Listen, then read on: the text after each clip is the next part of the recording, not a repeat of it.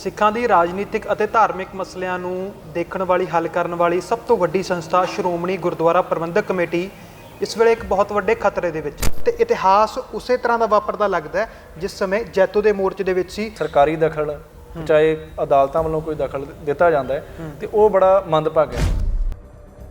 ਇਸ ਵੇਲੇ ਜਿਹੜੀ ਦਖਲ ਅੰਦਾਜ਼ੀ ਹੈ ਉਹ ਭਾਰਤੀ ਸਟੇਟ ਦੀ ਹੈ, ਭਾਰਤੀ ਸਰਕਾਰਾਂ ਦੀ ਦਖਲ ਅੰਦਾਜ਼ੀ ਹੈ। ਉਸ ਵੇਲੇ ਭਾਰਤ ਨੂੰ ਰੂਲ ਕਰ ਰਹੀਆਂ ਅੰਗਰੇਜ਼ ਹਕੂਮਤਾਂ ਦੀ ਦਖਲ ਅੰਦਾਜ਼ੀ ਸੀ। ਸਿੱਖ ਜਿਹੜੇ ਨੇ ਉਹਨਾਂ ਨੂੰ ਇਹ ਚੀਜ਼ ਸਮਝਣੀ ਚਾਹੀਦੀ ਆ ਕਿ ਸ਼੍ਰੋਮਣੀ ਕਮੇਟੀ ਸਾਡੀ ਜਿਹੜੀ ਆ ਸਭ ਤੋਂ ਵੱਡੀ ਸੰਸਥਾ ਸਿੱਖਾਂ ਦੀ।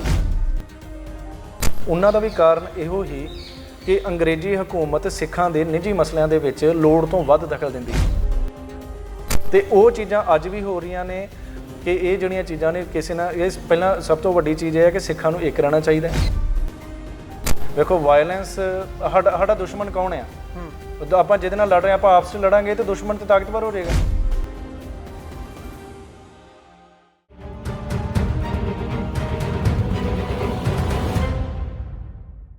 ਸਿੱਖਾਂ ਦੀ ਰਾਜਨੀਤਿਕ ਅਤੇ ਧਾਰਮਿਕ ਮਸਲਿਆਂ ਨੂੰ ਦੇਖਣ ਵਾਲੀ ਹੱਲ ਕਰਨ ਵਾਲੀ ਸਭ ਤੋਂ ਵੱਡੀ ਸੰਸਥਾ ਸ਼੍ਰੋਮਣੀ ਗੁਰਦੁਆਰਾ ਪ੍ਰਬੰਧਕ ਕਮੇਟੀ ਇਸ ਵੇਲੇ ਇੱਕ ਬਹੁਤ ਵੱਡੇ ਖਤਰੇ ਦੇ ਵਿੱਚ ਹੈ। ਸ਼੍ਰੋਮਣੀ ਗੁਰਦੁਆਰਾ ਪ੍ਰਬੰਧਕ ਕਮੇਟੀ ਜੋ ਕਿ ਪੂਰੀ ਦੁਨੀਆ ਦੇ ਉੱਤੇ ਸਿੱਖਾਂ ਦੀ ਰਿਪਰੈਜ਼ੈਂਟੇਸ਼ਨ ਕਰਦੀ ਹੈ, ਉਸ ਜਥੇਬੰਦੀ ਨੂੰ ਕਈ ਭਾਗਾਂ ਦੇ ਵਿੱਚ ਵੰਡਿਆ ਜਾ ਰਿਹਾ ਹੈ। ਉਸ ਜਥੇਬੰਦੀ ਨੂੰ ਸਟੇਟ ਵਾਈਜ਼ ਸਟੇਟ ਵੰਡਿਆ ਜਾ ਰਿਹਾ ਹੈ। ਉਸ ਜਥੇਬੰਦੀ ਦੀਆਂ ਅੱਗੇ ਕਈ ਸ਼ਾਖਾਵਾਂ ਉਸ ਦੇ ਬਰਾਬਰ ਦੀਆਂ ਧਿਰਾਂ ਬਣਾ ਕੇ ਖੜੀਆਂ ਕੀਤੀਆਂ ਜਾ ਰਹੀਆਂ ਨੇ। ਇਹ ਇਤਿਹਾਸ ਨੂੰ ਦੁਹਰਾਉਣ ਵਾਲੀ ਘਟਨਾ ਆ ਕਿਉਂਕਿ 100 ਸਾਲ ਪਹਿਲਾਂ ਜੈਤੋ ਦੇ ਮੋਰਚੇ ਵੇਲੇ ਵੀ ਕੁਝ ਇਸੇ ਤਰ੍ਹਾਂ ਦੇ ਵਰਤਾਰੇ ਵਾਪਰੇ ਸੀ, ਕੁਝ ਇਸੇ ਤਰ੍ਹਾਂ ਦਾ ਮਾਹੌਲ ਸੀ। ਤਾਂ ਅੱਜ ਦੇ ਇਸ ਸਮੇਂ ਨੂੰ ਜੈਤੋ ਦੇ ਮੋਰਚੇ ਦੇ ਨਾਲ ਜਾਂ ਉਸ ਵੇਲੇ ਦੀਆਂ ਘਟਨਾਵਾਂ ਦੇ ਨਾਲ ਵੀ ਜੋੜ ਕੇ ਦੇਖਿਆ ਜਾ ਰਿਹਾ ਕਿਉਂਕਿ ਇਹ ਸਭ ਕੁਝ ਉਸੇ ਸਮੇਂ ਦੇ ਦੌਰਾਨ ਹੋ ਰਿਹਾ ਹੈ ਜਿਸ ਸਮੇਂ ਇਤਿਹਾਸ ਦੇ ਵਿੱਚ ਜੈਤੋ ਦਾ ਮੋਰਚਾ ਲੱਗਿਆ ਸੀ। ਤਾਂ ਅੱਜ ਅਸੀਂ ਮੌਜੂਦਾ ਸ਼੍ਰੋਮਣੀ ਗੁਰਦੁਆਰਾ ਪ੍ਰਬੰਧਕ ਕਮੇਟੀ ਦੇ ਹਾਲਾਤਾਂ ਬਾਰੇ ਇੱਕ ਵਿਸ਼ੇਸ਼ ਚਿੰਤਨ ਕਰਾਂਗੇ ਅਤੇ ਅੱਜ ਤੋਂ 100 ਸਾਲ ਪਹਿਲਾਂ ਜੈਤੋ ਦੇ ਮੋਰਚੇ ਵੇਲੇ ਕੀ ਹਾਲਾਤ ਸਨ, ਉਹ ਮੋਰਚਾ ਕਿਉਂ ਲੱਗਿਆ ਤੇ ਅੱਜ ਦੇ ਸਮੇਂ ਨੂੰ ਉਸ ਸਮੇਂ ਦੇ ਨਾਲ ਜੋੜ ਕੇ ਕਿਉਂ ਦੇਖਿਆ ਜਾ ਰਿਹਾ ਹੈ ਅਤੇ ਮੌਜੂਦਾ ਸਮੇਂ ਦੇ ਵਿੱਚ ਸਿੱਖਾਂ ਦੇ ਸਿਆਸੀ ਅਤੇ ਧਾਰਮਿਕ ਹਾਲਾਤਾਂ ਨੂੰ ਸੁਧਾਰਨ ਦੇ ਲਈ ਕਿਹੜੇ ਕਦਮ ਪੁੱਟੇ ਜਾਣੇ ਚਾਹੀਦੇ ਨੇ ਅਤੇ ਇਤਿਹਾਸ ਦੇ ਵਿੱਚੋਂ ਉਹਨਾਂ ਲਈ ਕੀ ਸੇਧ ਲੈਣੀ ਚਾਹੀਦੀ ਹੈ। ਇਹਨਾਂ ਮਾਮਲਿਆਂ ਦੇ ਉੱਤੇ ਅੱਜ ਗੱਲਬਾਤ ਕਰਾਂਗੇ। ਸਾਡੇ ਨਾਲ ਵਿਸ਼ੇਸ਼ ਰੂਪ ਦੇ ਵਿੱਚ ਗੱਲਬਾਤ ਕਰਨ ਦੇ ਲਈ ਸਾਡੇ ਨਾਲ ਜੁੜੇ ਨੇ ਪ੍ਰੋਫੈਸਰ ਦਿਲਰਾਜ ਸਿੰਘ। ਉਹਨਾਂ ਦੇ ਨਾਲ ਇਸ ਮਾਮਲੇ ਦੇ ਉੱਤੇ ਵਿਸ਼ੇਸ਼ ਵਾਰਤਾਲਾਪ ਸ਼ੁਰੂ ਕਰਦੇ ਹਾਂ। ਸਭ ਤੋਂ ਪਹਿਲਾਂ ਉਹਨਾਂ ਦਾ ਨਿੱਘਾ ਸਵਾਗਤ ਕਰਦੇ ਹਾਂ। ਸਵਾਗਤ ਹੈ ਜੀ। ਧੰਨਵਾਦ ਜੀ। ਤਾਂ ਜਿਸ ਤਰ੍ਹਾਂ ਦਾ ਮਾਹੌਲ ਹੈ ਅੱਜ ਸ਼੍ਰੋਮਣੀ ਗੁਰਦੁਆਰਾ ਪ੍ਰਬੰਧਕ ਕਮੇਟੀ ਜਿਹੜੀ ਪੂਰੀ ਦੁਨੀਆ ਦੇ ਵਿੱਚ ਸਿੱਖਾਂ ਦੀ ਗੱਲਬਾਤ ਕਰਨ ਦੇ ਲਈ, ਸਿੱਖਾਂ ਦੇ ਲਈ ਟੇਬਲ ਟਾਕ ਕਰਨ ਦੇ ਲਈ ਇੱਕ ਸੰਸਥਾ ਆ ਸਿੱਖਾਂ ਦੀ ਜਿਸ ਦੇ ਉੱਤੇ ਸਿੱਖ ਮਾਣ ਕਰ ਸਕਦੇ ਨੇ ਕਿ ਕਿਤੇ ਵੀ ਉਹਨਾਂ ਦੇ ਨਾਲ ਕੁਝ ਵਾਪਰਦਾ ਆ ਤਾਂ ਉਹ ਸ਼੍ਰੋਮਣੀ ਕਮੇਟੀ ਜਾਂ ਅਕਾਲ ਤਖਤ ਸਾਹਿਬ ਨੂੰ ਆ ਕੇ ਮਿਲਦੇ ਨੇ ਤੇ ਉਹ ਉਹਨਾਂ ਵਾਸਤੇ ਇੱਕ ਧਿਰ ਉਹਨਾਂ ਦੀ ਪਿੱਠ ਤੇ ਖੜੀ ਹੈ। ਪਰ ਉਹ ਅੱਜ ਧਿਰ ਨੂੰ ਸਟੇਟ ਵਾਈਜ਼ ਵੰਡਿਆ ਜਾ ਰਿਹਾ ਹੈ। ਉਸ ਧਿਰ ਦੇ ਬਰਾਬਰ ਦੀਆਂ ਧਿਰਾਂ ਉਹਨਾਂ ਦੇ ਵਿੱਚੋਂ ਹੀ ਖੜੀਆਂ ਕੀਤੀਆਂ ਜਾ ਰਹੀਆਂ ਨੇ ਤੇ ਇਹ ਸਮਾਂ ਜੈਤੋ ਦੇ ਮੋਰਚੇ ਦੇ ਪੂਰੇ ਜਦੋਂ 100 ਸਾਲ ਹੋ ਰਹੇ ਨੇ ਉਦੋਂ ਵਾਪਰ ਰਿਹਾ ਤੇ ਇਤਿਹਾਸ ਉਸੇ ਤਰ੍ਹਾਂ ਦਾ ਵਾਪਰਦਾ ਲੱਗਦਾ ਜਿਸ ਸਮੇਂ ਜੈਤੋ ਦੇ ਮੋਰਚੇ ਦੇ ਵਿੱਚ ਸੀ। ਇਸ ਵੇਲੇ ਜਿਹੜੀ ਦਖਲ ਅੰਦਾਜ਼ੀ ਹੈ ਉਹ ਭਾਰਤੀ ਸਟੇਟ ਦੀ ਹੈ, ਭਾਰਤੀ ਸਰਕਾਰਾਂ ਦੀ ਦਖਲ ਅੰਦਾਜ਼ੀ ਹੈ। ਉਸ ਵੇਲੇ ਭਾਰਤ ਨੂੰ ਰੂਲ ਕਰ ਰਹੀਆਂ ਅੰਗਰੇਜ਼ ਹਕੂਮਤਾਂ ਦੀ ਦਖਲ ਅੰਦਾਜ਼ੀ ਸੀ। ਤਾਂ ਕੀ ਕਹਿਣਾ ਚਾਹੋਗੇ ਸਭ ਤੋਂ ਪਹਿਲਾਂ ਤਾਂ ਕਿ ਇਹ ਜਿਹੜੇ ਹਾਲਾਤ ਨੇ ਇਤਿਹਾਸ ਖੁਦ ਨੂੰ ਕਿਵੇਂ ਦੁਹਰਾ ਰਿਹਾ, ਇਹ ਕੀ ਵਾਪਰ ਰਿਹਾ? ਪਹਿਲਾਂ ਤਾਂ ਆਪਾਂ ਜੈਤੋ ਦੇ ਮੋਰਚੇ ਦੀ ਗੱਲ ਕਰਾਂਗੇ ਜੋ ਅੱਜ ਤੋਂ 100 ਸਾਲ ਪਹਿਲਾਂ ਵਾਪਰਿਆ। ਆਪਾਂ ਪਹਿਲਾਂ ਸ਼ੁਰੂ ਤੋਂ ਸ਼ੁਰੂ ਕਰਦੇ ਹਾਂ ਕਿ ਜੈਤੋ ਦਾ ਮੋਰਚਾ ਸ਼ੁਰੂ ਕਿੱਥੋਂ ਹੋਇਆ। ਅਸਲ ਵਿੱਚ ਉਸ ਸਮੇਂ ਨਾਭਾ ਰਿਆਸਤ ਦੇ ਮਹਾਰਾਜਾ ਹੀਰੂਪ ਦਮਨ ਸਿੰਘ ਜੀ ਉਹਨਾਂ ਨੂੰ ਕੀ ਕੀਤਾ ਜਾਂਦਾ ਕਿ ਅੰਗਰੇਜ਼ਾਂ ਦੁਆਰਾ ਜਿਹੜਾ ਉਹਨਾਂ ਦੀ ਗੱਦੀ ਤੋਂ ਲਾਹ ਦਿੱਤਾ ਜਾਂਦਾ ਜ਼ਬਰਦਸਤੀ। ਤੇ ਜਿਵੇਂ ਕਿ ਆਪਾਂ ਜਾਣਦੇ ਹਾਂ ਕਿ 1920 ਦੇ ਵਿੱਚ ਸ਼੍ਰੋਮਣੀ ਕਮੇਟੀ ਜਿਹੜੀ ਆ ਹੋਂਦ ਵਿੱਚ ਆ ਚੁੱਕੀ ਸੀ ਤੇ ਇਹ ਜਿਹੜਾ ਵਰਤਾਰਾ ਹੁੰਦਾ ਹੈ 1923 ਦਾ ਹੀਰੂਪ ਦਮਨ ਸਿੰਘ ਨੂੰ ਜਦੋਂ ਹਟਾਇਆ ਜਾਂਦਾ ਹੈ ਤੇ ਸ਼੍ਰੋਮਣੀ ਕਮੇਟੀ ਜਿਹੜੀ ਰੋਸ ਵਜੋਂ ਜਿਹੜਾ ਇੱਕ ਸ਼ਾਂਤੀਪੂਰਵਕ ਜਿਹੜਾ ਇੱਕ ਰੋਸ ਮੁਜ਼ਾਹਰਾ ਜਿਹੜਾ ਉਹ ਸ਼ੁਰੂ ਕਰਦੀ ਹੈ। ਉਹ ਕੀ ਕਰਦੇ ਨੇ ਕਿ ਜੂਨ 1923 ਦੇ ਵਿੱਚ ਜਿਹੜਾ ਸੰਘਰਸ਼ ਜਿਹੜਾ ਸ਼ੁਰੂ ਹੁੰਦਾ ਹੈ, ਵਾਹਿਗੁਰੂ ਵਾਹਿਗੁਰੂ ਦਾ ਜਾਪ ਹੁੰਦਾ ਹੈ ਤੇ ਅਖੰਡ ਪਾਠ ਸਾਹਿਬ ਜਿਹੜੇ ਨੇ ਆਰੰਭ ਕੀਤੇ ਜਾਂਦੇ ਜੀ ਤੇ ਉਹ ਫਿਰ ਸ਼ਾਂਤੀਪੂਰਵਕ ਉਹਨਾਂ ਪ੍ਰੋਟੈਸਟ ਕਰਦੇ ਨੇ। ਪਰ ਲੰਬਾ ਸਮਾਂ ਚੱਲਣ ਤੋਂ ਬਾਅਦ ਦੇਖਿਆ ਜਾਂਦਾ ਕਿ ਅੰਗਰੇਜ਼ੀ ਜਿਹੜੀ ਹਕੂਮਤ ਹੈ, ਅੰਗਰੇਜ਼ਾਂ ਦੀ ਹਕੂਮਤ ਹੈ, ਉਹ 'ਤੇ ਕੋਈ ਅਸਰ ਨਹੀਂ ਹੁੰਦਾ। ਉਹ ਫਿਰ ਕੀ ਕਰਦੇ ਨੇ ਕਿ ਉਹਨਾਂ ਨੇ ਫਿਰ ਪੈਦਲ ਅੰਮ੍ਰਿਤਸਰ ਤੋਂ ਯਾਤਰਾ ਸ਼ੁਰੂ ਕਰਦੇ ਨੇ। 25 ਦਾ ਜਥਾ ਭੇਜਿਆ ਜਾਂਦਾ ਹੈ ਨਾਭੇ ਵੱਲ ਨੂੰ ਤੇ ਉੱਥੇ ਜੈਤੋ ਦੀ ਮੰਡੀ ਦੇ ਵਿਖੇ ਜਿਹੜਾ ਹੈ ਉਹ ਸ਼ੁਰੂ ਕਰਦੇ ਨੇ। ਅਖੰਡ ਪਾਠ ਸਾਹਿਬ ਦਾ ਆਰੰਭ ਹੁੰਦਾ ਹੈ ਜੀ ਤੇ ਜੂਨ 1923 ਤੋਂ ਸ਼ੁਰੂ ਹੁੰਦਾ ਹੈ ਤੇ ਇਹ ਫਿਰ 9 ਫਰਵਰੀ 1923 ਦੇ ਵਿੱਚ ਉਹ ਕੀ ਕਰਦੇ ਨੇ ਕਿ 500 ਸਿੰਘਾਂ ਦਾ ਜਥਾ ਜਿਹੜਾ ਆ ਉਹ ਭੇਜਦੇ ਨੇ ਤੇ ਉਸ ਸਮੇਂ ਕੀ ਹੁੰਦਾ ਹੈ ਕਿ 21 ਫਰਵਰੀ ਨੂੰ ਅੱਜ ਦੇ ਦਿਨ ਹੀ, ਅੱਜ ਤੋਂ 100 ਸਾਲ ਪਹਿਲਾਂ 21 ਫਰਵਰੀ 1924 ਨੂੰ ਜਿਹੜਾ ਆ ਅੰਗਰੇਜ਼ਾਂ ਵੱਲੋਂ ਜਿਹੜਾ ਆ ਮਤਲਬ ਗੋਲੀਆਂ ਚਲਾ ਦਿੱਤੀਆਂ ਜਾਂਦੀਆਂ ਨੇ, ਕਈ ਸਿੰਘ ਜਿਹੜੇ ਨੇ ਸ਼ਹੀਦ ਹੁੰਦੇ ਨੇ। ਤੇ ਇਹ ਜਿਹੜਾ ਦਿਨ ਆ ਉਹਨਾਂ ਨੂੰ ਹੀ ਉਹਨਾਂ ਦੀ ਯਾਦ ਵਿੱਚ ਹੀ ਮਨਾਇਆ ਜਾਂਦਾ ਜੈਤੋ ਦਾ ਮੋਰਚਾ, ਜਿਹੜਾ ਮੇਨ ਇਹਨਾਂ ਦਾ ਇਤਿਹਾਸ ਹੈ ਜੀ। ਫਿਰ ਉਹ ਜਦੋਂ ਸਿੰਘ ਸ਼ਹੀਦ ਹੁੰਦੇ ਨੇ ਤੇ ਫਿਰ ਉਹ ਜਿਹੜਾ ਰੋਸ ਉੱਭਰਦਾ, ਕਿਉਂਕਿ ਅਖੰਡ ਪਾਠ ਸਾਹਿਬ ਨੂੰ ਰੋਕ ਦਿੱਤਾ ਜਾਂਦਾ ਹੈ, ਬੜੀ ਜ਼ਿਆਦਾ ਜਿਹੜੀ ਸਾਡੀ ਸਿੱਖ ਧਰਮ ਦੀ ਮਰਜ਼ਾਦਾ ਉਹਦਾ ਉਲੰਘਣਾ ਹੁੰਦੀ ਹੈ। ਤੇ ਸ਼੍ਰੋਮਣੀ ਕਮੇਟੀ ਜਿਹੜੀ ਆ ਉਸ ਸਮੇਂ ਮਤਲਬ ਆਕਰੋਸ਼ ਹੁੰਦਾ ਹੈ ਸਾਡੇ ਸਾਰੇ ਸਿੱਖਾਂ ਦੇ ਅੰਦਰ ਕਿ ਇਹ ਅੰਗਰੇਜ਼ਾਂ ਨੇ ਕਿਉਂ ਕੀਤਾ, ਕਿ ਸ਼ਾਂਤੀਪੂਰਵਕ ਜਿਹੜਾ ਮਾਹੌਲ ਚੱਲ ਰਿਹਾ ਸੀ ਉਹਦੇ ਵਿੱਚ ਇਸ ਤਰ੍ਹਾਂ ਦਾ ਉਹਨਾਂ ਨੇ ਕਿਉਂ ਕੀਤਾ। ਉਸ ਤੋਂ ਬਾਅਦ ਫਿਰ ਕੀ ਆ, ਇਹ ਜੈਤੋ ਦਾ ਮੋਰਚਾ ਜਿਹੜਾ ਫਿਰ ਸਿੱਖ ਮਤਲਬ ਆਪਣਾ ਸੰਘਰਸ਼ ਹੋਰ ਤਿੱਖਾ ਕਰਦੇ ਨੇ, ਫਿਰ ਉਹ ਹੋਰ ਜ਼ਿਆਦਾ ਜਿਹੜਾ ਹੈ ਜੁਝਾਰੂ ਇੱਕ ਜਜ਼ਬੇ ਦੇ ਨਾਲ ਲੜਦੇ ਨੇ ਤੇ ਫਿਰ ਅਲਟੀਮੇਟਲੀ ਉਹ ਮੋਰਚਾ ਫਤਿਹ ਹੋ ਜਾਂਦਾ। ਫਿਰ ਉੱਥੋਂ ਨਿਕਲਦਾ ਗੁਰਦੁਆਰਾ ਐਕਟ 1925।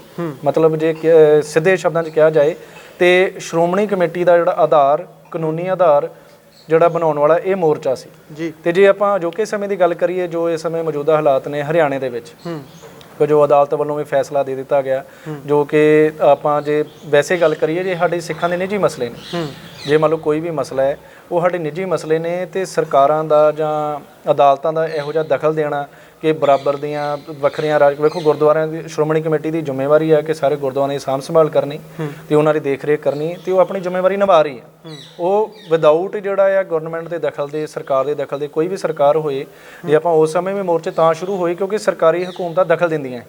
ਗੁਰਦੁਆਰਿਆਂ ਦਾ ਪ੍ਰਬੰਧ ਹੈ ਜਿਹੜਾ ਉਹ ਸਿੱਖੀ ਮਰਜ਼ਾਦਾ ਦੇ ਅਕੋਰਡਿੰਗ ਚੱਲਦਾ, ਤੇ ਸਿੱਖੀ ਮਰਜ਼ਾਦਾ ਜਿਹੜੀ ਆ ਉਹ ਸ਼੍ਰੋਮਣੀ ਕਮੇਟੀ ਵੱਲੋਂ ਤੈਅ ਕੀਤੀ ਜਾਂਦੀ ਹੈ ਕਿ ਸ਼੍ਰੋਮਣੀ ਕਮੇਟੀ ਜਿਹੜੀ ਆ ਉਹ ਸਿੱਖੀ ਦੀ ਜੋ ਮਰਜ਼ਾਦਾ ਹੈ ਉਹਨੂੰ ਪ੍ਰੋਪਰ ਇੰਪਲੀਮੈਂਟ ਕੀਤਾ ਜਾਏ। ਉਹ ਇਹਨਾਂ ਦੀ ਜ਼ਿੰਮੇਵਾਰੀ ਹੈ, ਸਿੱਖਾਂ ਦੀ ਜਿਹੜੀ ਹੈ ਸਿਰਮੌਰ ਸੰਸਥਾ ਹੈ। ਤੇ ਉਹਦੇ ਵਿੱਚ ਜਿਹੜਾ ਹੈ ਜੋ ਮੌਜੂਦਾ ਸਮੇਂ ਦੇ ਵਿੱਚ ਸਰਕਾਰੀ ਦਖਲ, ਚਾਹੇ ਅਦਾਲਤਾਂ ਵੱਲੋਂ ਕੋਈ ਦਖਲ ਦਿੱਤਾ ਜਾਂਦਾ ਹੈ ਤੇ ਉਹ ਬੜਾ ਮੰਦਭਾਗਾ ਹੈ। ਤੇ ਉਤੋਂ ਇਹੋ ਜਿਹਾ ਵਰਤਾਰਾ ਹੋਣਾ ਕਿ ਜਦੋਂ ਕੁਰੂਕਸ਼ੇਤਰਾ ਦੇ ਵਿੱਚ 6ਵੀਂ ਪਾਤਸ਼ਾਹੀ ਦੇ ਗੁਰਦੁਆਰਾ ਸਾਹਿਬ ਦੇ ਅੰਦਰ ਜਾ ਕੇ ਜਦੋਂ ਜੋ ਵੀ ਉਹਨਾਂ ਨੇ ਧਿਰ ਖੜੀ ਕੀਤੀ ਆ, ਉਹਨਾਂ ਵੱਲੋਂ ਜਿਹੜਾ ਆ ਜੋ ਵੀ ਵਰਤਾਰਾ ਵਾਪਰਦਾ, ਜੋ ਆਪਾਂ ਖਬਰਾਂ ਵਿੱਚ ਦੇਖਿਆ, ਤੇ ਉਹ ਵੀ ਚੀਜ਼ ਗਲਤ ਆ। ਕਿ ਮਤਲਬ ਸਿੱਖ ਜਿਹੜੇ ਨੇ ਉਹਨਾਂ ਨੂੰ ਇਹ ਚੀਜ਼ ਸਮਝਣੀ ਚਾਹੀਦੀ ਆ ਕਿ ਸ਼੍ਰੋਮਣੀ ਕਮੇਟੀ ਸਾਡੀ ਜਿਹੜੀ ਆ ਸਭ ਤੋਂ ਵੱਡੀ ਸੰਸਥਾ ਸਿੱਖਾਂ ਦੀ।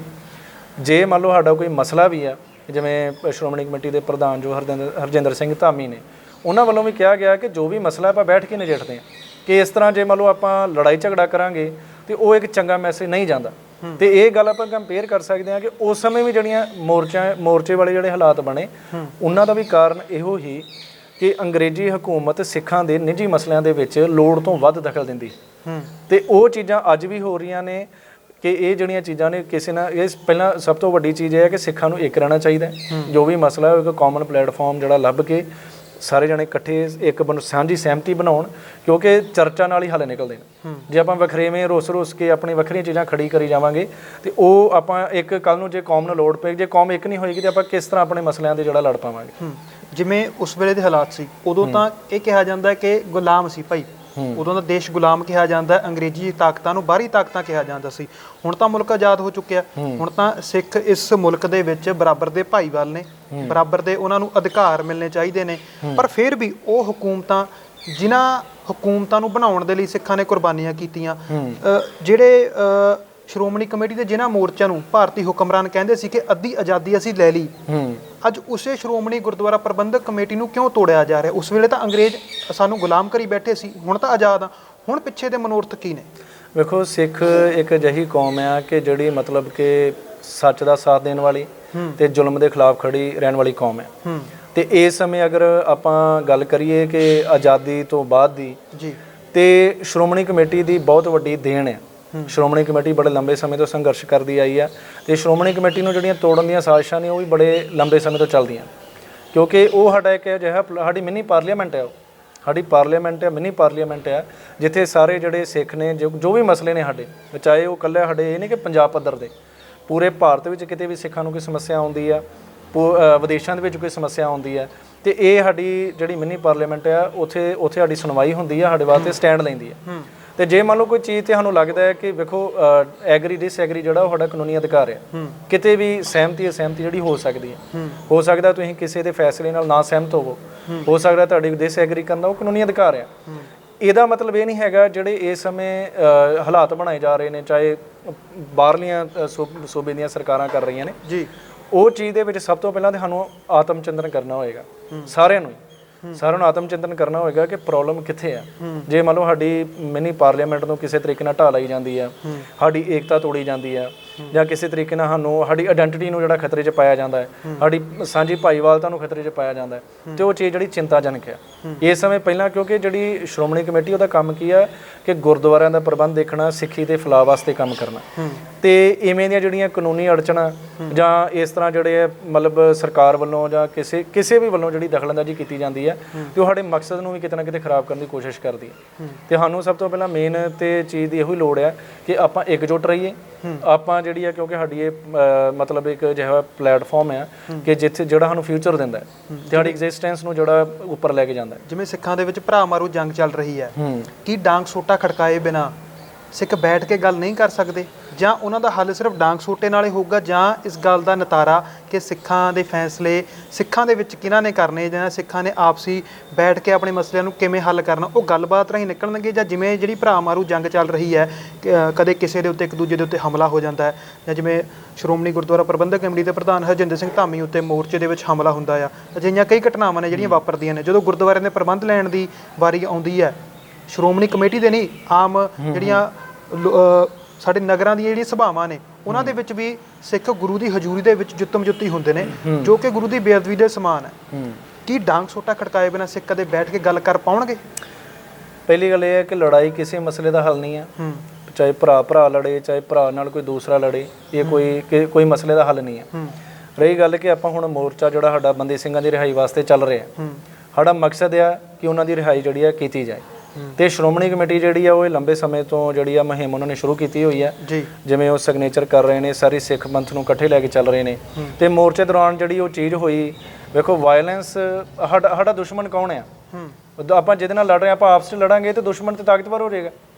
ਆਪਾਂ ਸਾਡੀ ਲੜਾਈ ਕੀ ਆਪਾਂ ਵੇਖੋ ਆਪਾਂ ਕਾਨੂੰਨੀ ਦਾਇਰੇ 'ਚ ਰਹਿ ਕੇ ਇਕੱਠੇ ਹੋ ਕੇ ਇੱਕ ਜਮਹੂਰੀਅਤ ਦੀ ਜੋ ਇੱਕ ਪ੍ਰੈਕਟਿਸ ਆ, ਜੋ ਆਵਾਜ਼ ਆ, ਉਹਦਾ ਅਭਿਆਸ ਕਰਨਾ ਹੈ। ਜੇ ਆਪਾਂ ਆਪਸ ਦੇ ਵਿੱਚ ਹੀ ਜਾ ਕੇ ਇੱਕ ਦੂਸਰੇ ਨਾਲ ਲੜੀ ਜਾਵਾਂਗੇ ਤੇ ਆਪਾਂ ਆਪਣੇ ਮਕਸਦ 'ਚ ਕਿਸ ਤਰ੍ਹਾਂ ਕਾਮਯਾਬ ਹੋਵਾਂਗੇ?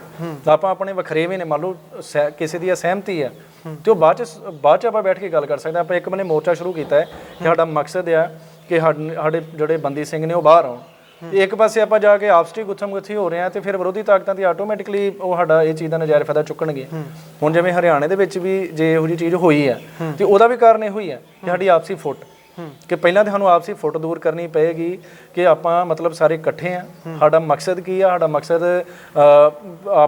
ਆਪਣਾ ਜੋ ਮਕਸਦ ਹੈ ਪਹਿਲਾਂ ਉਹ ਆਇਡੈਂਟੀਫਾਈ ਕਰਨਾ ਹੋਏਗਾ ਕਿ ਆਪਾਂ ਲੜਾਈ ਕਿਹੜੀ ਲੜ ਰਹੇ ਹਾਂ, ਤੇ ਉੱਥੇ ਆਪਾਂ ਨਿੱਜੀ ਮਸਲਿਆਂ 'ਚ ਉਲਝ ਗਏ ਤੇ ਫਿਰ ਆਪਾਂ ਮਕਸਦ 'ਚ ਇਹ ਹੋਏਗਾ। ਇੱਕ ਦਿਨ ਸਿੱਖ ਵੇਖੋ ਕਈ ਵਾਰੀ ਜਦੋਂ ਆਪਾਂ ਕੋਈ ਜੰਗ ਲੜਦੇ ਹਾਂ, ਕੋਈ ਮੋਰਚਾ ਲਾਉਂਦੇ ਹਾਂ, ਤੇ ਕਈ ਵਾਰੀ ਅਜਿਹੀਆਂ ਘਟਨਾਵਾਂ ਹੋ ਜਾਂਦੀਆਂ ਨੇ ਕਿ ਜਿਨ੍ਹਾਂ ਨੂੰ ਦੇਖ ਕੇ ਜਾਂ ਉਹਨਾਂ ਬਾਰੇ ਪੜ੍ਹ ਕੇ ਬੜਾ ਦੁੱਖ ਹੁੰਦਾ ਹੈ। ਪਰ ਸਾਨੂੰ ਹਮੇਸ਼ਾ ਜਿਹੜਾ ਹੈ ਹੋਪਫੁਲ ਰਹਿਣਾ ਚਾਹੀਦਾ ਹੈ, ਆਸ਼ਾਵਾਦੀ ਰਹਿਣਾ ਚਾਹੀਦਾ ਹੈ ਕਿ ਮਤਲਬ ਜਿਹੜਾ ਚੰਗੇ, ਜੇ ਆਪਾਂ ਸਾਰੇ ਜਣੇ ਇਕੱਠੇ ਹੋਵਾਂਗੇ, ਜੋ ਸਾਡੀਆਂ ਸਮੱਸਿਆਵਾਂ ਨੇ ਹੱਲ ਹੋਣਗੀਆਂ ਤੇ ਆਪਾਂ ਇੱਕ ਸਾਂਝੇ ਸਹਿਮਤੀ ਤੇ ਪਹੁੰਚ ਕੇ ਜਿਹੜਾ ਆਪਣੇ ਮਕਸਦ ਦੇ ਵਿੱਚ ਜਿਹੜਾ ਅਚੀਵ ਹੋਵਾਂਗੇ। ਤੇ ਸਾਡੇ ਜਿਹੜਾ ਸਿੱਖ ਭਾਈਚਾਰਾ ਹੈ ਉਹ ਮਤਲਬ ਅਜਿਹੀਆਂ ਚੀਜ਼ਾਂ ਨੂੰ ਟੁੱਟਣ ਵਾਲਾ ਨਹੀਂ ਆ। ਆਪਾਂ ਸਾਰੇ ਏਕੇ ਆ, ਇਕੱਠੇ ਹੋ ਕੇ ਜੋ ਸਾਡਾ ਮਕਸਦ ਹੈ ਆਪਾਂ ਉਹਨੂੰ ਅਚੀਵ ਡੈਫੀਨੇਟਲੀ ਕਰਾਂਗੇ। ਜਿਵੇਂ ਅੱਜ ਤੋਂ 100 ਸਾਲ ਪਹਿਲਾਂ ਸੀ, 100 ਸਾਲ ਪਹਿਲਾਂ ਕਿਸੇ ਮਸਲੇ ਦੇ ਉੱਤੇ ਜੇਕਰ ਜਾਂ ਸ਼੍ਰੋਮਣੀ ਗੁਰਦੁਆਰਾ ਪ੍ਰਬੰਧਕ ਕਮੇਟੀ ਦਾ ਮਸਲਾ, ਸ਼੍ਰੋਮਣੀ ਗੁਰਦੁਆਰਾ ਪ੍ਰਬੰਧਕ ਕਮੇਟੀ ਇਸੇ ਕਰਕੇ ਹੋਂਦ ਦੇ ਵਿੱਚ ਆਈ ਕਿ ਉੱਥੇ ਸਿੱਖ ਉਸ ਵੇਲੇ ਇੱਕ ਸੀ। ਸਿੱਖਾਂ ਨੇ ਆਪਣੇ ਮਸਲੇ ਨੂੰ ਸਮਝਿਆ, ਜੋ ਉਹਨਾਂ ਦੇ ਆਪਸ ਵਿੱਚ ਬੈਠ ਕੇ ਚਿੰਤਨ ਕਰਕੇ ਉਹਨਾਂ ਨੇ ਇੱਕ ਅਜਿਹੀ ਸੰਸਥਾ ਨੂੰ ਕਾਇਮ ਕਰਤਾ ਜਿਹੜੀ ਪੂਰੀ ਦੁਨੀਆ ਦੇ ਵਿੱਚ ਉਹਨਾਂ ਦੀ ਜਵਾਬਦੇਹੀ ਕਰ ਸਕਦੀ ਸੀ, ਉਹਨਾਂ ਦੇ ਲਈ ਖੜੀ ਹੋ ਸਕਦੀ ਸੀ। ਪਰ ਮੌਜੂਦਾ ਸਮੇਂ ਦੇ ਵਿੱਚ ਸਿੱਖ ਹੀ ਸ਼੍ਰੋਮਣੀ ਗੁਰਦੁਆਰਾ ਪ੍ਰਬੰਧਕ ਕਮੇਟੀ ਨੂੰ ਕਮਜ਼ੋਰ ਕਰਨ ਲੱਗੇ ਹੋਏ ਨੇ।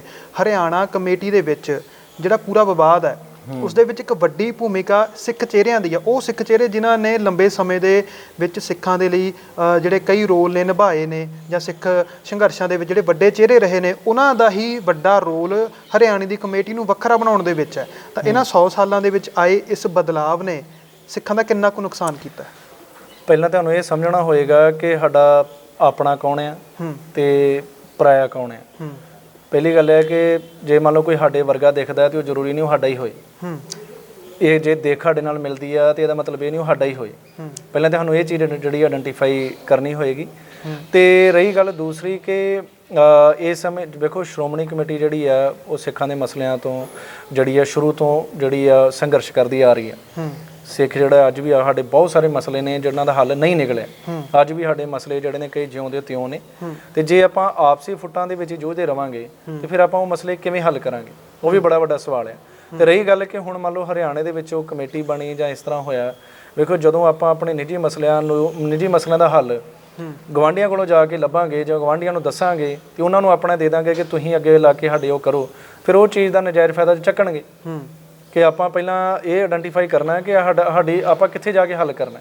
ਬਸ ਕਈ ਵਾਰੀ ਕੁਝ ਅਜਿਹੀਆਂ ਮਤਲਬ ਕਹਿ ਲਓ ਕਿ ਮਨ 'ਚ ਗੱਲਾਂ ਹੁੰਦੀਆਂ ਨੇ ਜਿਨ੍ਹਾਂ ਨੂੰ ਆਪਾਂ ਹੱਲ ਕਰਨ ਵਾਸਤੇ ਜਿਹੜਾ ਗਲਤ ਤਰੀਕੇ ਦੇ ਗਲਤ ਹੱਥੇ ਚੜ ਜਾਣੇ, ਉਹਦੇ ਨਾਲ ਫਿਰ ਕੀ ਹੁੰਦਾ ਹੈ ਕਿ ਉਹ ਕਿਤੇ ਨਾ ਕਿਤੇ ਗਲਤ ਮੈਸੇਜ ਆਉਂਦਾ, ਪਰ ਉਹ ਜਿਹੜੀ ਚੀਜ਼ ਉਹ ਸੋਲੂਸ਼ਨ ਨਹੀਂ ਹੈ ਕੋਈ। ਮੰਨ ਲਓ ਸਾਰੇ ਵੱਖਰੀਆਂ ਤਰ੍ਹਾਂ ਖੜਾ ਕਰੀ ਜਾਣਗੇ ਤੇ ਉਹ ਵੱਖਰੇਵੇਂ ਹੁੰਦੇ ਜਾਣਗੇ, ਜਿੰਨਾ ਜਿਹੜਾ ਮਤਲਬ ਹਰ ਚੀਜ਼ ਦਾ ਜਿਹੜਾ ਸੋਲੂਸ਼ਨ ਹੈ ਏਕਤਾ 'ਚ ਹੈ ਨਾ, ਯੂਨਿਟੀ 'ਚ ਹੈ। ਜੇ ਆਪਾਂ ਟੁੱਟਦੇ ਜਾਵਾਂਗੇ ਤੇ ਫਿਰ ਟੁੱਟ ਹੀ ਜਾਵਾਂਗੇ, ਫਿਰ ਆਪਣਾ ਕੋਈ ਹੱਲ ਨਹੀਂ ਨਿਕਲੇਗਾ। ਕਿ ਜੇ ਆਪਾਂ ਸੋਚੀਏ ਉਹਦੇ ਨਾਲ ਕੋਈ ਸੋਲੂਸ਼ਨ ਨਿਕਲ ਆਏਗਾ, ਉਹ ਸੋਲੂਸ਼ਨ ਨਿਕਲਣ ਵਾਲਾ। ਅਖੀਰ ਦੇ ਵਿੱਚ ਮੈਂ ਪੁੱਛਣਾ ਚਾਹੁੰਦਾ ਕਿ ਜਿਸ ਤਰ੍ਹਾਂ ਦੇ ਹਾਲਾਤ ਨੇ, ਇਤਿਹਾਸ ਤੋਂ ਕੀ ਸਿੱਖਿਆ ਜਾ ਸਕਦਾ ਹੈ? ਹੁਣ ਜੈਤੋ ਦੇ ਮੋਰਚੇ ਦੀ ਆਪਾਂ ਗੱਲ ਕੀਤੀ ਹੈ, ਉਸ ਜੈਤੋ ਦੇ ਮੋਰਚੇ ਨੂੰ 100 ਸਾਲ ਹੋਏ ਨੇ। ਉਹ ਮੋਰਚਾ ਜਿਸ ਨੇ ਸਾਡਾ ਮੌਜੂਦਾ ਪ੍ਰਬੰਧਕੀ ਢੰਗ ਸਾਨੂੰ ਖੜਾ ਕਰਕੇ ਦਿੱਤਾ, ਉਸ ਮੋਰਚੇ ਦੇ ਵਿੱਚੋਂ ਅਸੀਂ ਮੌਜੂਦਾ ਹਾਲਾਤਾਂ ਦੇ ਵਿੱਚ ਕੀ ਸੇਧ ਲੈ ਸਕਦੇ ਹਾਂ, ਕੀ ਸਿੱਖ ਸਕਦੇ ਹਾਂ? ਸਭ ਤੋਂ ਵੱਡੀ ਸੇਧ ਇਹ ਹੈ ਕਿ ਯੂਨਿਟੀ, ਏਕਤਾ। ਉਸ ਸਮੇਂ ਮੰਨ ਲਓ 500 ਸਿੰਘਾਂ ਦਾ ਜਥਾ ਗਿਆ ਹੈ, ਅੰਗਰੇਜ਼ਾਂ ਨੇ ਸਾਨੂੰ ਗੋਲੀਆਂ ਮਾਰੀਆਂ, ਸਾਨੂੰ ਸ਼ਹੀਦ ਕੀਤਾ, ਸਾਡਾ ਜਜ਼ਬਾ ਦੂਣਾ ਹੋਇਆ। ਜਿੰਨਾ ਸਾਨੂੰ ਮਾਰਨ ਦੀ ਕੋਸ਼ਿਸ਼ ਕੀਤੀ ਗਈ, ਬੱਚੇ ਦੇ ਉਦੋਂ ਜ਼ੁਬਾਨ ਤੇ ਹੀ ਕਿ ਆਪਾਂ ਸਾਰੇ ਨਾਭੇ ਜਾਵਾਂਗੇ ਤੇ ਆਪਣਾ ਮੋਰਚਾ ਜਿਹੜਾ ਫਤਿਹ ਕਰਾਂਗੇ, ਕਿ ਬੱਚੇ 'ਚ ਇਹੋ ਜਿਹਾ ਜਜ਼ਬਾ ਹੈ। ਤੇ ਉਹੀ ਜਜ਼ਬੇ ਦੀ ਅੱਜ ਸਾਨੂੰ ਲੋੜ ਹੈ ਕਿ ਆਪਾਂ ਸਾਰੇ ਉਹ ਜਜ਼ਬਾ ਆਪਣੇ ਅੰਦਰ ਸਾਰੇ ਪੈਦਾ ਕਰੀਏ ਕਿ ਸਾਡੀ ਸਟੇਜ ਇੱਕ ਆ, ਸਾਡਾ ਪਲੇਟਫਾਰਮ ਇੱਕ ਆ, ਆਪਾਂ ਸਾਰੇ ਇੱਕ ਆ।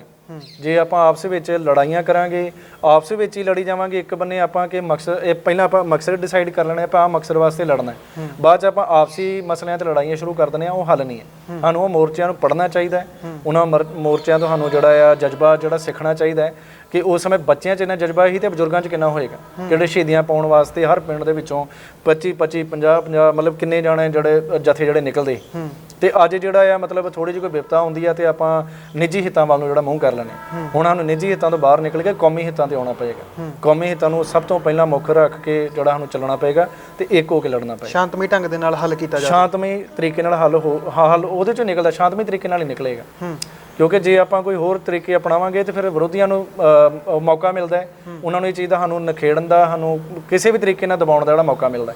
ਆਪਾਂ ਅਗਰ ਸ਼ਾਂਤਮਈ ਤਰੀਕੇ ਨਾਲ ਲੜਦੇ ਹਾਂ ਤੇ ਡੈਫੀਨੇਟਲੀ ਜਿਹੜੀ ਜਿੱਤ ਹੋਏਗੀ। ਜੀ ਬਹੁਤ ਬਹੁਤ ਧੰਨਵਾਦ, ਤੁਸੀਂ ਜਿਹੜਾ ਆਪਣਾ ਕੀਮਤੀ ਸਮਾਂ ਦਿੱਤਾ। ਤਾਂ ਅੱਜ ਤੋਂ 100 ਸਾਲ ਪਹਿਲਾਂ ਜਿਹੜਾ ਇੱਕ ਸਟਰਕਚਰ ਖੜਾ ਕੀਤਾ ਗਿਆ, ਜਿਹੜੀ ਇੱਕ ਰੂਪਰੇਖਾ ਖੜੀ ਕੀਤੀ ਗਈ, ਉਹ ਰੂਪਰੇਖਾ ਨੂੰ ਹੁਣ 100 ਸਾਲ ਬੀਤ ਜਾਣ ਤੋਂ ਬਾਅਦ ਟੋਟੇ ਕੀਤਾ ਜਾ ਰਿਹਾ ਹੈ, ਉਹਨੂੰ ਕਈ ਭਾਗਾਂ ਦੇ ਵਿੱਚ ਵੰਡਿਆ ਜਾ ਰਿਹਾ ਹੈ। ਸ਼੍ਰੋਮਣੀ ਗੁਰਦੁਆਰਾ ਪ੍ਰਬੰਧਕ ਕਮੇਟੀ ਦੀਆਂ ਤਾਕਤਾਂ ਨੂੰ ਭਾਰਤ ਦੀਆਂ ਰਾਜਾਂ ਦੇ ਵਿੱਚ ਵੰਡ ਕੇ ਉਸ ਦੀ ਤਾਕਤ ਨੂੰ ਘਟਾਇਆ ਜਾ ਰਿਹਾ ਹੈ। ਜਿਹੜੀ ਕਮੇਟੀ ਸਿਰਮੌਰ ਹੈ, ਸ਼੍ਰੋਮਣੀ ਹੈ, ਉਸ ਕਮੇਟੀ ਦੀਆਂ ਤਾਕਤਾਂ ਨੂੰ ਹਰ ਸਟੇਟ ਦੀ ਪਾਵਰ ਦੇ ਬਰਾਬਰ ਵੰਡਿਆ ਜਾ ਰਿਹਾ। ਤਾਂ ਇਤਿਹਾਸ ਦੇ ਮੋਰਚੇ ਤੋਂ ਸੇਧ ਲੈਣ ਦੀ ਬਹੁਤ ਵੱਡੀ ਲੋੜ ਹੈ। ਜਿਵੇਂ ਕਿ ਪ੍ਰੋਫੈਸਰ ਦਿਲਰਾਜ ਸਿੰਘ ਜੀ ਨੇ ਦੱਸਿਆ ਕਿ ਸਭ ਤੋਂ ਵੱਡੀ ਗੱਲ ਕੀ ਹੁੰਦੀ ਹੈ? ਉਹ ਹੁੰਦੀ ਹੈ ਏਕਾ। ਜਦੋਂ ਤੱਕ ਸਿੱਖਾਂ ਦੇ ਵਿੱਚ ਆਪਸੀ ਸਦਭਾਵਨਾ ਕਾਇਮ ਨਹੀਂ ਹੁੰਦੀ, ਆਪਸੀ ਕੌਮੀਅਤ ਦੀ ਭਾਵਨਾ ਨਹੀਂ ਹੁੰਦੀ, ਆਪਸੀ ਏਕਾ ਨਹੀਂ ਹੁੰਦਾ ਤੇ ਭਰਾ ਮਾਰੂ ਜੰਗ ਨੂੰ ਸਿੱਖ ਬੰਦ ਨਹੀਂ ਕਰਦੇ, ਉਦੋਂ ਤੱਕ ਅਜਿਹੀਆਂ ਦੁਰਦਸ਼ਾ ਸਿੱਖਾਂ ਦੀਆਂ ਚਾਹੇ ਇਸ ਮੁਲਕ ਦੇ ਵਿੱਚ ਹੋਈ ਜਾਣ ਜਾਂ ਹੋਰ ਕਿਤੇ ਮੁਲਕਾਂ ਦੇ ਵਿੱਚ, ਉਹ ਹੁੰਦੀਆਂ ਰਹਿਣਗੀਆਂ। ਜੈਤੋ ਦੇ ਮੋਰਚੇ ਨੂੰ 100 ਸਾਲ ਹੋ ਚੁੱਕੇ ਨੇ। ਉਸ ਮੋਰਚੇ ਦੇ ਵਿੱਚੋਂ ਲੜਨ ਦਾ ਜਜ਼ਬਾ ਤੇ ਭਾਵਨਾ ਸਿੱਖਣ ਦੀ ਹੁਣ ਇਸ ਵੇਲੇ ਸਿੱਖਾਂ ਨੂੰ ਵਧੇਰੇ ਲੋੜ ਹੈ ਕਿ ਉਸ ਮੋਰਚੇ ਦੇ ਵਿੱਚ ਕਿਵੇਂ ਬੱਚੇ ਨੇ ਸ਼ਮੂਲੀਅਤ ਕਰਕੇ ਉਸ ਮੋਰਚੇ ਨੂੰ ਸਫਲ ਕੀਤਾ ਅਤੇ ਸਿੱਖਾਂ ਦਾ ਸਭ ਤੋਂ ਵੱਡਾ ਜੋ ਸਟਰਕਚਰ ਹੈ ਉਸ ਨੂੰ ਖੜਾ ਕਰਨ ਦੇ ਵਿੱਚ ਇੱਕ ਬਹੁਤ ਵੱਡਾ ਯੋਗਦਾਨ ਪਾਇਆ। ਤਾਂ ਹੁਣ ਉਹਨਾਂ ਮੋਰਚਿਆਂ ਤੋਂ ਸਿੱਖ ਕੇ ਮੁੜ ਤੋਂ ਸ਼੍ਰੋਮਣੀ ਗੁਰਦੁਆਰਾ ਪ੍ਰਬੰਧਕ ਕਮੇਟੀ ਨੂੰ ਬਚਾਉਣ ਦੇ ਲਈ ਹੰਭਲੇ ਮਾਰਨ ਦੀ ਲੋੜ ਹੈ। ਤਾਂ ਤੁਸੀਂ ਬਣੇ ਰਹੋ PBC ਦੇ ਨਾਲ। ਮੈਨੂੰ ਮਨਦੀਪ ਸਿੰਘ ਨੂੰ ਦਿਓ ਇਜਾਜ਼ਤ। ਧੰਨਵਾਦ। ਵਾਹਿਗੁਰੂ ਜੀ ਕਾ ਖਾਲਸਾ, ਵਾਹਿਗੁਰੂ ਜੀ ਕੀ ਫਤਿਹ।